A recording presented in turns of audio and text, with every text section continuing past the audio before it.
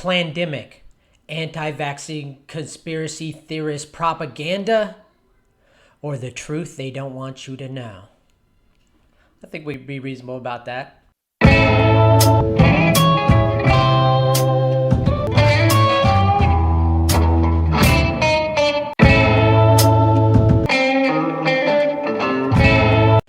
So I'm on Facebook like I am every day, and up pops the latest conspiracy theory propaganda, which is this documentary called Plandemic. Okay, weird cut and edit, because I just realized that I forgot to explain what Plandemic is. And I assumed all y'all had seen it, but maybe some of you haven't, because YouTube and Facebook are taking down as quickly as it gets put up. Plandemic is a short documentary that ties in vaccinations with COVID-19, with retroviruses, with restless leg syndrome, and with Fauci is the devil, millionaires, world order, pharmaceutical companies, pretty much all the conspiracy theories just mashed together and boiled down into one delicious soup that you can eat at once in 20 minutes. So feel free to go look it up and watch it, but I just explained it pretty much perfectly, so now you have an understanding of what it is. And it's shared on many of my friends' pages, and so I take a look at it. It's 20 minutes, a little long for me. I can't say that I retained all of it, but what I knew immediately, it was BS. So, what do you got to do with BS? Well, you got to debunk it. So, I'm no doctor. I have no idea what the truth is. I can't even really explain what a retrovirus does. So, of course, I go to the most trusted source you can, YouTube, to my favorite doctor. Take it away, Z-Dog. After having watched the whole thing, I am shook that Americans are so freaking stupid as to take even a second of this horrible garbage conspiracy nonsense seriously. Really? You guys want me to sit and debunk this garbage? What? Okay. Well, that wasn't helpful. So next, of course, I went to the World Wide Web to look it up. And at the center of this thing is Dr. Judy Mikovits. All right. Now, Dr. Judy Mikovits, according to every single website that pulls up on the front page, is an anti-vaxxer nut job. She's a crazy person, and she doesn't know anything about science. She doesn't know anything about science. She's unethical. All these crazy attacks. And so I read about it, and I read about her, and mostly this video is going, I'm not going to debunk anything. I'm just going to tell you that now. So if you're looking for that, go somewhere else. Just watch Dr. Z's. He'll tell you everything you need to know in 30 seconds or less. But I don't think that's reasonable. I want to always look at the other side. I am so dumb that to pretend I know anything about which scientist is good and which scientist is bad is ridiculous. So, of course, I can't just go, well, we won't ever know the truth. We don't know the truth. Instead, I have to rely on the experts. Here's the problem. This sounded so similar to something else I had previously come across, and it was just by pure coincidence. Now, in 2009, I had been a subscriber to Discover magazine for something around 12 years, and I read it regularly. It was one of my favorite magazines, and they had an interesting, very small article in there. Basically, a team of researchers researching syphilis had found that it could metamorphize, and they kind of knew that already, but what this team showed is that it remained essentially dormant in the body. So basically it would change from one shape to another, from a spirochete to a round body. And forgive me if I'm massacring this. Again, I've already said, not that smart of a scientist. I'm not even a scientist. So they had found that these round bodies are detectable and found in many people years after they thought they were free of syphilis. And so basically this syphilis changes shapes and lies dormant, and then can technically or at the time they thought it could reappear. Now this is very interesting. I thought it was very interesting, but what's most interesting is this team of scientists linked it to AIDS, the syndrome, okay? Now, they didn't definitively link it. They published this paper, and they said it should, literally just said, it should be looked at in the future to see if whether or not this contributes or could be the cause of autoimmune disorder. Now, again, you don't think that's that controversial. They're not saying it is. They're not saying that AIDS and HIV aren't linked. They weren't saying any of that. I read it. I didn't get any of that. Read the Discover magazine article. I didn't get any of that. Now, I went and looked at later, not at this time. I just put that in the back of my brain, but I went later and looked at Dr. Lynn Margulis. Now, the reason she was in on this paper is because she's an expert on metamorphosis. This is Dr. Margulis. And she is a well-known and was a well-known and well-respected scientist. In fact, in 2002, 7 years before this was published, she was named by that same magazine, Discover magazine, as one of the 50 most important women in science. All right? So I took some notice of it and went on. Well, shortly thereafter, I saw an article attacking Dr. Margulis. Now, at the time, I didn't recognize her as having contributed to this article, but I felt it strange that they were attacking a scientist. Actually, I thought, oh, cool, let's dogpile on this. Let's go. Come on, this is bad scientist. So, and they were attacking her for being a 9/11 truther. Now, again, this was long after 9/11. I was wondering, I don't remember what the nature of the article was, except that it was a hit piece on this scientist. And in it, I recognized the paper that I had already read. After seeing it in Discover magazine, I went and actually read the paper itself. And it was very interesting. Again, I most of it over my head, but I definitely got the gist of it. And so I recognized from this hit piece that this lady worked on that. So I Googled her, this is like 2010. And she was part of this paper. And I went, whoa, this is pretty crazy that she was part of this paper. So I tried to look more into this paper. Maybe this paper was bunk. Maybe it wasn't true. But when I looked into it, I found all of these accolades from Miss Margulis. I found all of these accolades.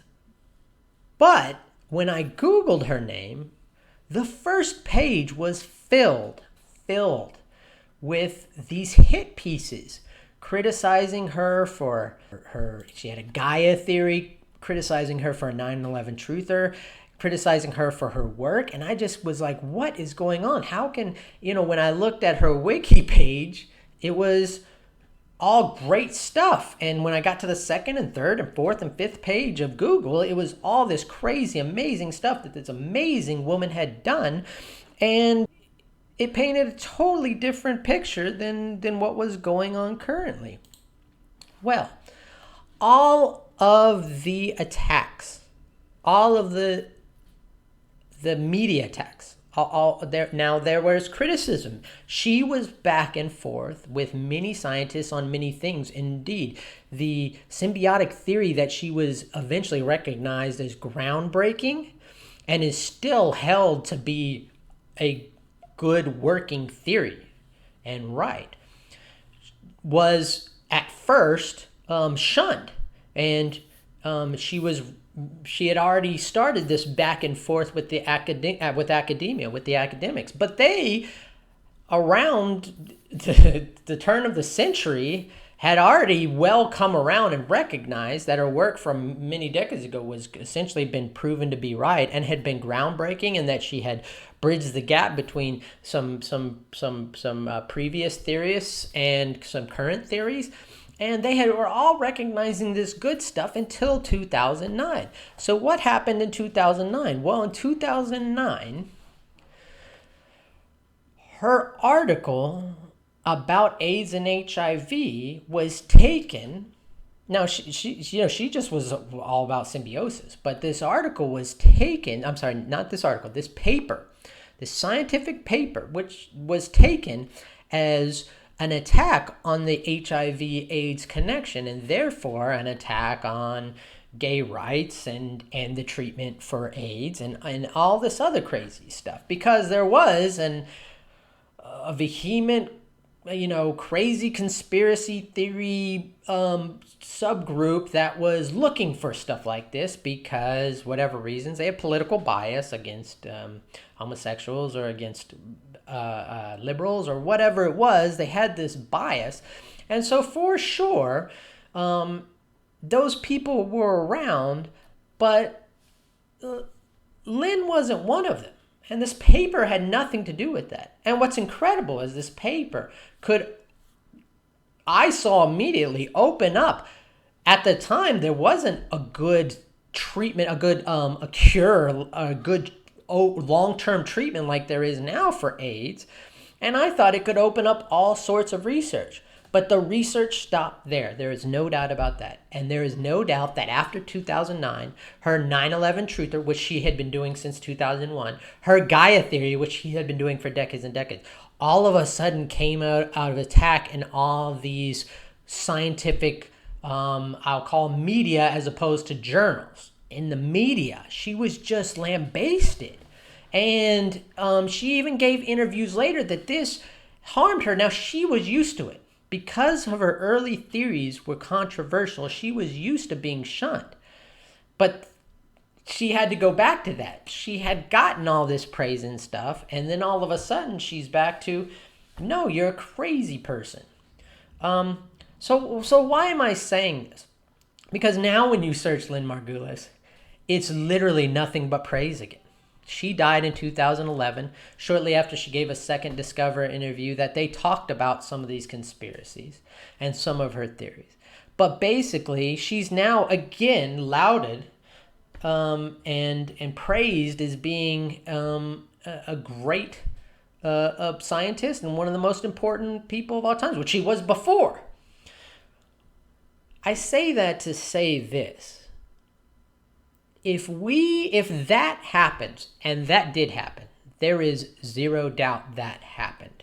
And it's happened many other times. I use Miss Margulis because that paper stood up. It was rock solid. Her work stands up. It was rock solid. Now, for every one of her, there's scientists who are wrong. There's scientists who are misguided. There's scientists who are unethical. But if politics, which there is no doubt, this was about politics, AIDS and HIV is politics. There was no other reason to attack a scientific paper. This politics, if we allow that to ruin someone like Lynn Margulis, to disqualify them, some of these papers I read said she doesn't know anything. She's not scientific. It was crazy.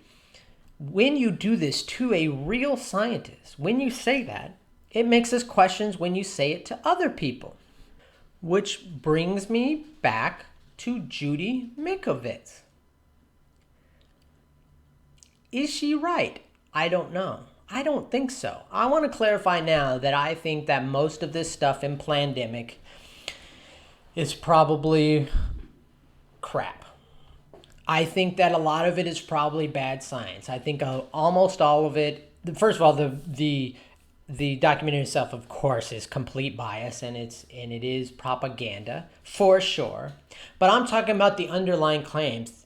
It takes a kernel of truth, in my opinion, for people to sit up and pay attention, to get that many people, to get so many people to pay attention. It takes a kernel of truth. Now, always propaganda is a big kernel of truth with a lot of little lies and misrepresentations and fallacies surrounding it. So what's the kernel of truth here? Well, Judy Mikovits has been discredited. But if you look, she is a scientist. She was considered a scholar and a well-respected scientist. She has a PhD. She did a lot of research that stands today. Just like a lot of people who are now cast out, blackballed from the scientific community because of their politics. Now, her main paper that caused this controversy relating a certain retrovirus to a certain disease, and then maybe the retrovirus is a lot of disease, and that then connected it now to COVID, that's supposedly been scientifically debunked. And as far as I can tell, again, the problem is I'm not a scientist, and most people out there aren't smarter than Judy Mikovits. And they're not smarter than Dr. Fauci. They're just not. These people are at the top of the intelligence chain, and they're definitely at the top of their field. So it's hard to see who to believe. But I look at these papers. They could not replicate Judy Mikovits. Now, her paper was retracted, but it wasn't. But how did it get published to begin with? It wasn't duplicated, but it was peer-reviewed. So my question is, if someone's publishing something non-controversial and is peer-reviewed, how many people are replicating it? And I've read stuff, and guess what? Often it's not replicated, and often papers get in peer-reviewed publications that then turn out years and years and years later. For some reason, they get attention and they turn out to be false. And a lot of them, nobody even knew they existed, so they aren't even technically publicly debunked. But the problem I see, and my main point here, is that for you to discredit Judy Mikovits from stem to stern, I've seen people say she is not a scientist, that she has no grasp of science. I've seen some crazy claims. And when you say that, and a reasonable person like me in the middle says, okay, let me go look it up and see. I need fuel to debunk all these people telling me. I need something to answer to these people saying, have you seen Plandemic? Oh my goodness, it's game changing. You see, I need something answered. So when I go look it up, and she has a firm grasp of science, and she knows how to conduct science, and she had a peer review paper published. And it wasn't until after, with her politics, just like Dr. Margulis, after when it became political, that she was then attacked and said to be unethical and said that her paper is not right. That, I don't know. At that point, it goes to, I can rely on science to tell me Miss Mikovits is completely full of crap, to, well, I don't know, because all of this seems to be linked to politics. And I know that in other cases, politics has led good science to be discarded. Now, bad science is also discarded, and politics also leads to bad science. So how does a dumb person like me extract those two? It's impossible. It really is. And so when I say that, I'm not saying we should give up. But at least at this point, we need to give credence to the other side. We need to look at these things, and unlike Z-Dog, not discard them as stupid, not mock and make fun of people who look at this and believe this, because there is a kernel of truth. And so if you want to debunk something, you don't remove the kernel of truth. You don't attack the kernel of truth. You have to pick up all the little inconsistencies and fallacies around it. And the more, I'm just going to tell you, as someone in the middle who doesn't know, when I look at one side who says, oh, this is absolutely true, I believe it, oh, look at this, I believe it, I go, no, you didn't reasonably look at it. But then when I look at the other side and they're like, oh my God, I'm not even going to pay attention to that. I'm not even going to debunk it. Well, if it's so simple, if it's so easily debunked, why not just do it? Because the reason is because you know you're right. You're a believer just like the other side is. You're no longer a skeptic. A skeptic says, well, nope, this is wrong, this is wrong, this is wrong. How did you do this? How do you explain this? Explain this, back up this claim. That's what a skeptic does. A skeptic should never say, oh, it's so stupid, I'm not even going to bother dealing with it. That's not skepticism. So, Z-Dog. So, Facebook warrior. Facebook truther. You have to stop mocking people. You have to stop making fun of people. You have to stop the ad hominem attacks saying that Dr. Mikovits is an idiot and doesn't know what she's doing. Say she was a good scientist. She had a paper published.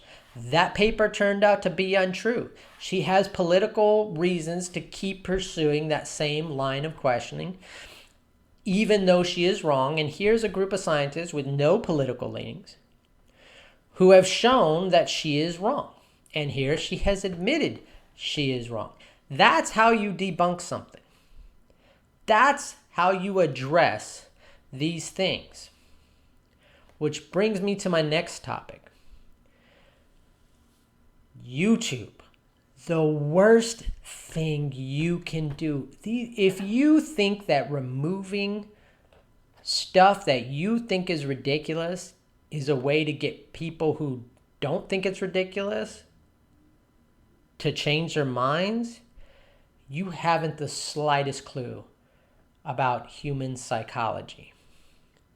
Again, the way you address this is through skepticism, is through science, and you have to understand, I know you won't get to everybody.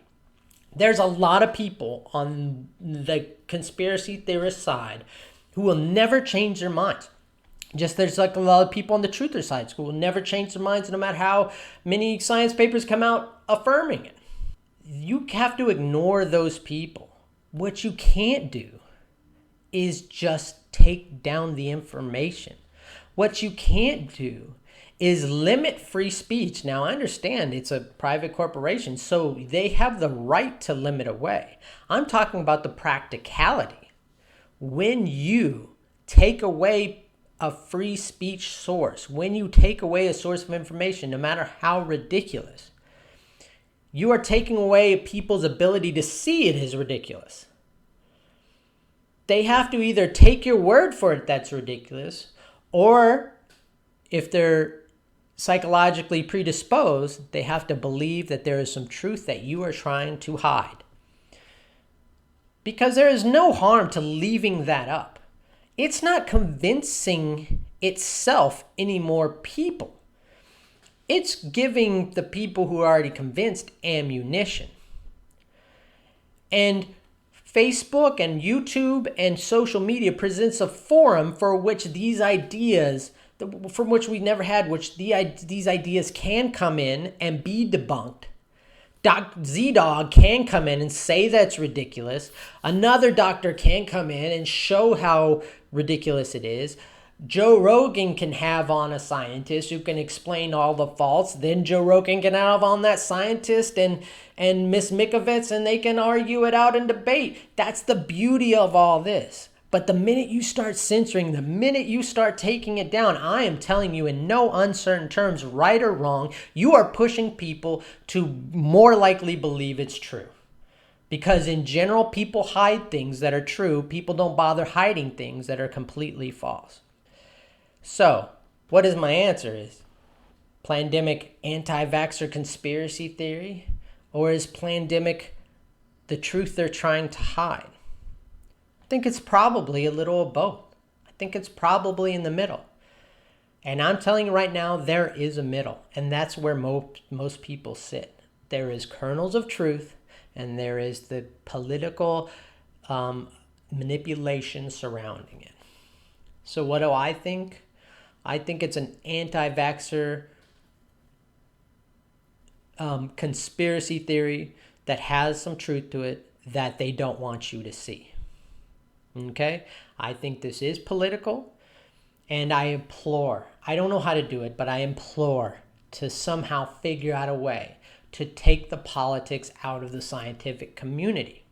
Because the minute someone reasonable like me, sees the politics affecting good work, good science, then when it affects bad science, and those scientists say, no, this is politics, not science, you have no way to defend that, because it's obvious that politics does affect science.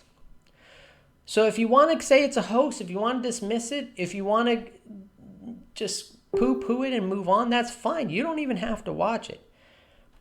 But no, I don't think there's any doubt that you are pushing people from the center to that extreme. And that's a problem we're facing in every part of society. And that's what I think about Plandemic. I think we should look at it. I think we should figure out what's right, figure out what's wrong, take what's right, discard what's wrong, and then inform everyone we can in a reasonable way, because people can see reason. Most people can see reason. Everyone except the people at the two extremes can see that reason, and they can go towards and change their mind and go towards the correct extreme or the correct pole. But if you take away that reason, if you're screaming and shouting anyone down, they're just going to close their ears and walk towards the other way. And that's going to push them towards that other extreme. That's the way we fight ignorance, is through knowledge, is through debate. And we have some of the best tools to do it, and let's use it. But if those tools are themselves picking and choosing what to censor and what knowledge not, it hurts. It hurts knowledge. It is less likely to lead to the truth than just simply banning stuff you think is false does. I hope you found this informative. I'm sure it's going to be lots of comments and lots of trolls. Bring them on. Thank you for listening, guys. Again, I'm a dummy, but hopefully I've used reason to get some of you who maybe were looking one way or the other to look at it again. If I did that, I succeeded, and that's all I wanted. Have a good one, guys, and I'll see you in the next video.